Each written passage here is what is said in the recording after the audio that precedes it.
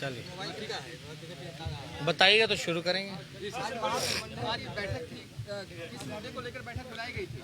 आज महागठबंधन की बैठक हुई जिसमें राष्ट्रीय Janata Dal, Congress party, CPI, CPM, CPI-ML, जो महागठबंधन की सभी पार्टियां के सभी नेता यहां जुटे थे और हम लोगों का बैठक साझा कार्यक्रम को लेकर के जो देश भर में व्यापक किसान आंदोलन जो चल रहा है, 3 जो कृषि बिल जो आए हैं उसके विरोध में, इसको लेकर के हम लोगों का कार्यक्रम जो रहेगा वो इस आंदोलन को मजबूत हम लोग कैसे करेंगे, क्योंकि सबको पता है कि किसान विरोधी जो कानून जो लाया गया है इसके लिए हम लोग पहले से ही किसानों के साथ खड़े हैं, मजबूती के साथ। और आप सब लोग जानते हैं कि ये किसान विरोधी जो कानून है ये पूरी तरीके से प्राइवेटाइज किया जा रहा है।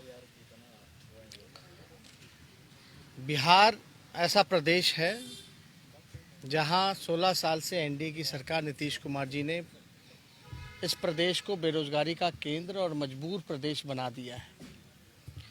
2006 में एपीएमसी जो कानून जो था उसको ख़त्म किया गया, बाज़ार समितियों को ख़त्म किया गया, जिसका व्यापक असर यहाँ के किसानों पे पड़ा, कृषि क्षेत्रों पे पड़ा। अभी भी आप देखेंगे कि किसानों की धान की जो खरीदारी हो रही है वो एमएसपी के रेट पे नहीं बल्कि 800-900 रुपए में हो पा रही है। इसको देखते हुए हम सब लोगों ने ये फैसला किया है कि आने वाले जो शहादत दिवस 30 जनवरी को महागठबंधन के सभी पार्टियां जो हैं ह्यूमन चैन बनाने का काम करेगी,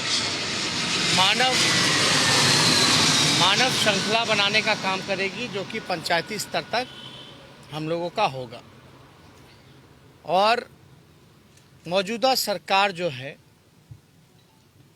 जो बच्चे पढ़ाई लिखाई करके डिग्री पा के भी बेरोजगार हैं, जिनके माता पिता किसानी करते हैं गांव में, डिग्री पाने के बाद भी लोगों को रोज़गार नहीं मिल रहा, बेरोज़गार हैं। और जो गांव देहात को भी जो लोग रहने वाले हैं, कृषि करने वाले लोग हैं, उनको भी ये लोग बेरोज़गार बनाने का काम कर रहे हैं। 2006 के बाद से लगातार जो है किसान मजदूर बनते चले गए, पलायन जो है बिहार में नहीं रुका है, एक बड़ा मुद्दा है। इसको देखते हुए हम लोगों का समय समय पर उठना बैठना होता है, आगे का क्या कार्यक्रम रहेगा। एक तो ये एक बड़ा इशू था। दूसरा एक सबसे बड़ा महत्वपूर्ण इशू ये है, आप लोगों की जानकारी में होगा, कल हम विधानसभा के अध्यक्ष महोदय से भी मिलने गए थे, स्पीकर साहब से भी मिलने गए थे। उन्होंने बुलाया था, उनको बात करनी थी। ये बात करनी थी कि आने वाला जो विधानसभा जो बजट सेशन जो होगा, जो बजट सत्र जो होगा, उसको पहले किया जाए और छोटे में ही 3-4 दिनों में ही निपटा दिया जाए।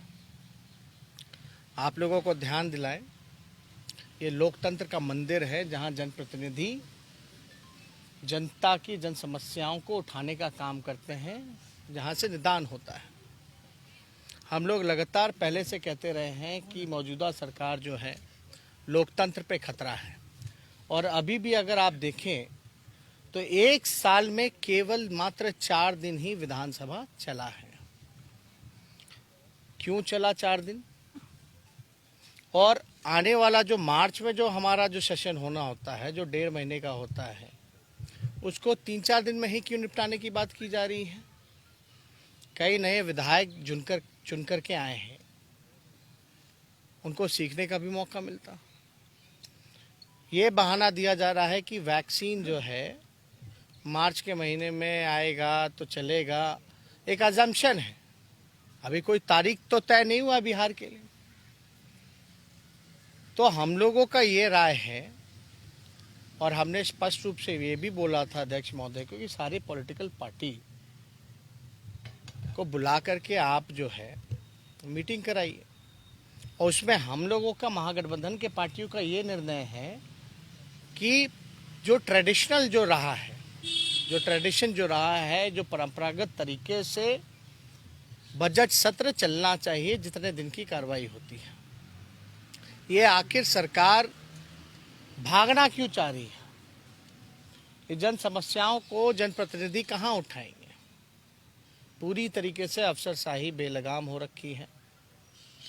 और एक विधानसभा सत्र ऐसा चलता है जब अधिकारियों पर दबाव रहता है और सभी विधानसभा क्षेत्रों के जितने जनप्रतिनिधि हैं सब अपने सवाल उठा सकते हैं।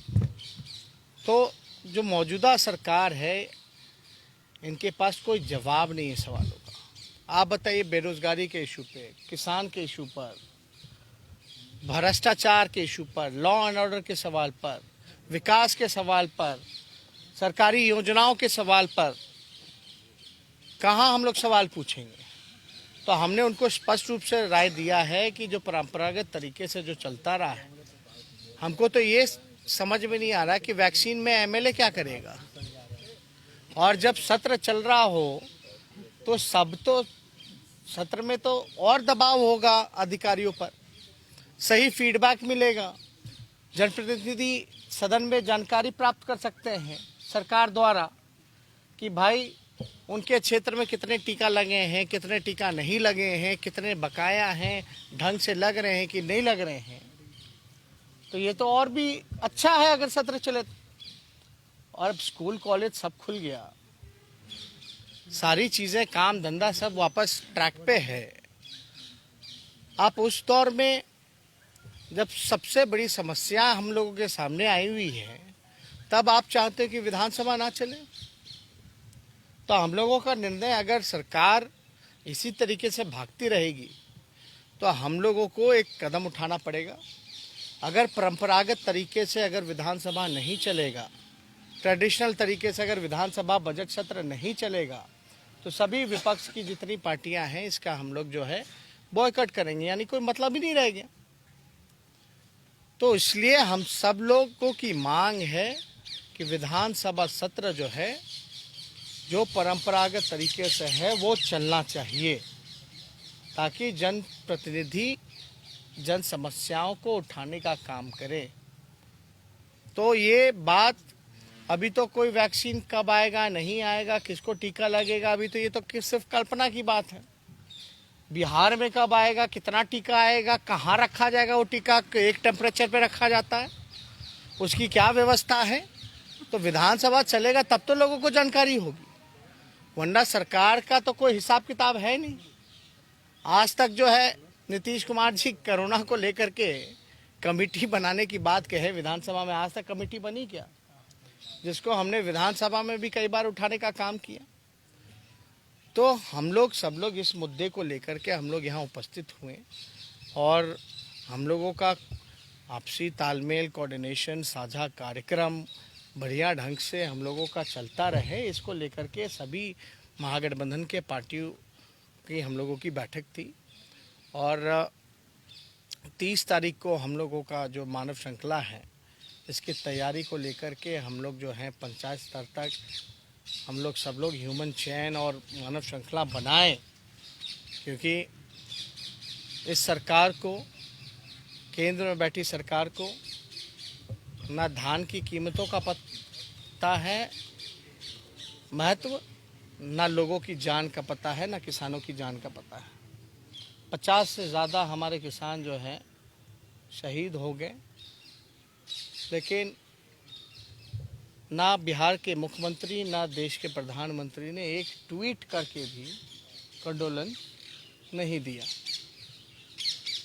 तो इसलिए हम लोग सब लोग, जो किसान विरोधी हैं, जो गरीब विरोधी है, जो मजदूर विरोधी है, जो छात्र छात्रा विरोधी है, आप देखिएगा सब लोग जो हैं परेशान हैं। लाठी डंडा बरसाया जा रहा है, चाहे संविदा कर्मी हो, चाहे सरकारी कर्मचारी हो, चाहे जीविका दीदी हो, स्वयं सहायता समूह हो, सभी लोग इस मौजूदा सरकार से परेशान हैं।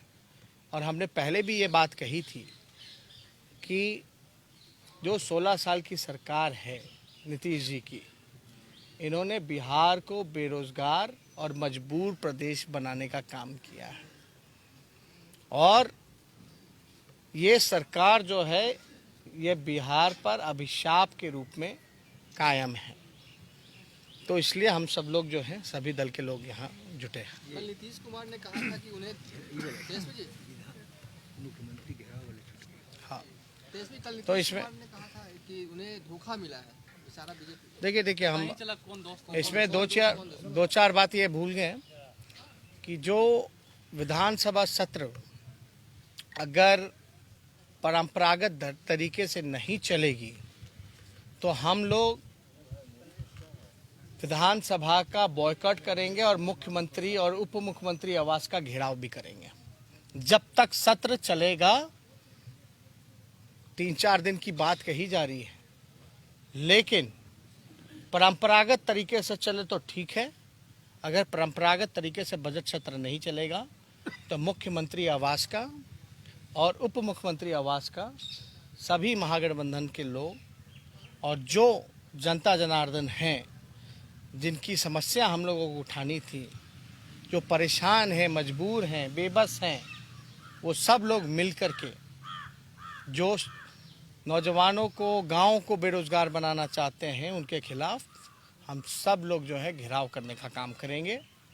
और जहां तक आपका सवाल है, जैसे को तैसा मिला। नीतीश जी का अगर इतिहास उठा के देखें, चाहे फर्नांडिस जी हों, चाहे दिग्विजय सिंह जी हों, चाहे हमारी पार्टी हो, हमारे नेता हों, किन किन लोगों को इन्होंने धोखा नहीं दिया।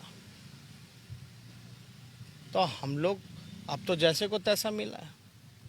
नीतीश जी का कोई काम है, सत्ता में आना है चोर दरवाजे से, सत्ता के लोभी हैं